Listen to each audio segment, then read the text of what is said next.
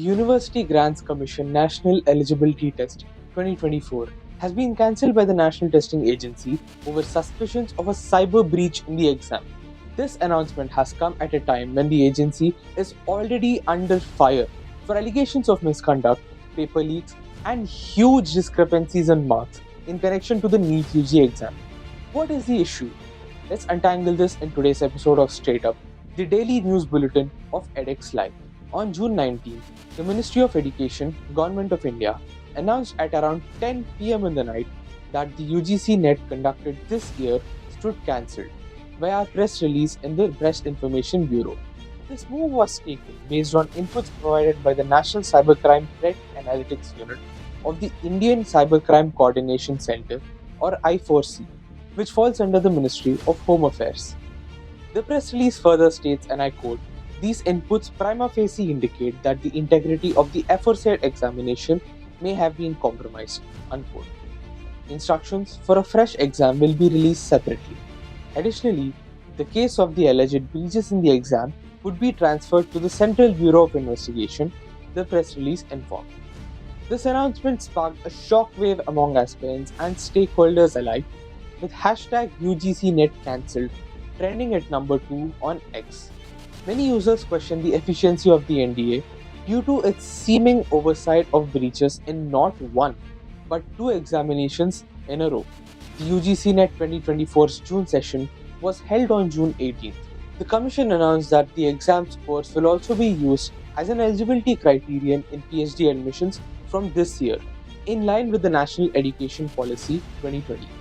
Following the exam, Professor Mamidala Jagadish Kumar, chairman of the UGC, took to X to announce that the June session of the UGC-NET was completed successfully.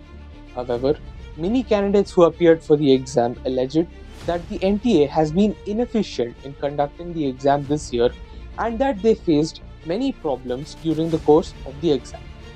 Here's Loni Ahmed Das, one of the aspirants, speaking more about these problems and the cancellation of the exam as a whole. This time when I went to sit for the NET exam, my center was around 47 kilometers away from where I stay.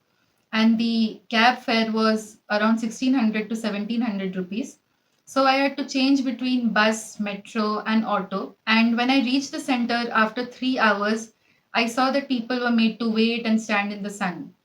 So the accessibility of the center was a huge issue since it was quite far, and there was no water provided in the center. They were not allowing for washroom breaks, and it was not a problem for me, it was a problem for everyone there because of the heat and because of the conditions in which the exams were being conducted. Now that the NET exam have been cancelled, it is a concern, and it is mostly disappointing. My immediate reaction was that, oh, I'll have to go through the process again and travel to another center, which I might not be acquainted with. And this again will be more than 50 kilometers away, as is the average. So, yeah, it is mostly one of disappointment and anger. Moreover, the decision to use UGC-NET scores for PhD admissions has also been criticized by many scholars and academics alike for disregarding university autonomy, making PhD admissions inaccessible for students from marginalized communities, and being inadequate in measuring the research abilities of the candidate. Here's a scholar who explains these issues in greater detail. This puts us and our higher education system in India to really question ourselves, because NET exam and the MCQ pattern of the NET exam has nothing to do with your PhD eligibility or to check whether a person is fit for research scholarship or not. Especially this year's paper, which got cancelled, one got leaked. Secondly, the questions had nothing to do with your research capacities.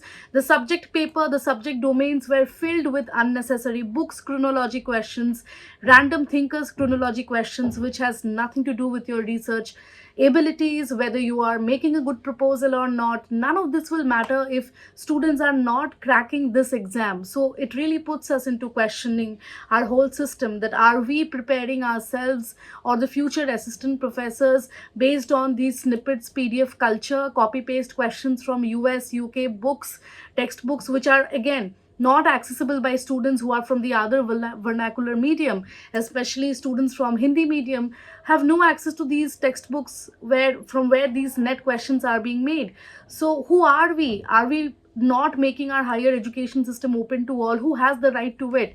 It really makes us question ourselves, and we should ask, or at least make a whole sort of reformation in this whole system of moving up to PhD, because it seems like there are so many people who are intentionally being barred from getting into PhD and so on. The announcement has also invited sharp criticism against the NTA and the Narendra Modi led National Democratic Alliance from the opposition parties like the Aam Aadmi Party and leaders like the Indian National Congress President Mallikarjun Kharge and General Secretary Priyanka Gandhi, who dared the government to take accountability for these breaches.